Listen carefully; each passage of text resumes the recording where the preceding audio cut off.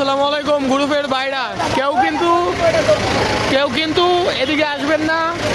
গাজীপুর বিসিকের সামনে, কলেজ গেটের সামনে মানুষ একজন ম্যানুয়ালে পড়ে গেছে, তাই এই রাস্তাঘাট জনগণ, এলাকার জনগণ সব অফ করে দিছে।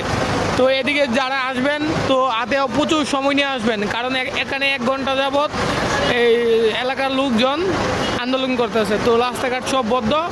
এই যে হসপিটাল, এটা কলেজ গেট, হ্যাঁ টঙ্গী কলেজ গেট, রাস্তাঘাট পুরাই বদ্ধ।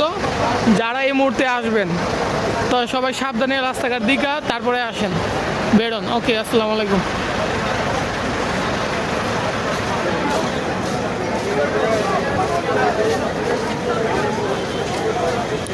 সাংবাদিক ভাইয়েরা আছে সবাই এখানে উপস্থিত, সেনাবাহিনী নাই, পুলিশ নাই, তাই রাস্তা কখন ছাড়ে কোনো গ্যারান্টি নেই।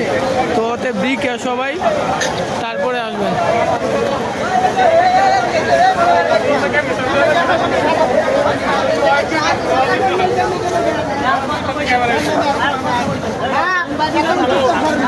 সাংবাদিক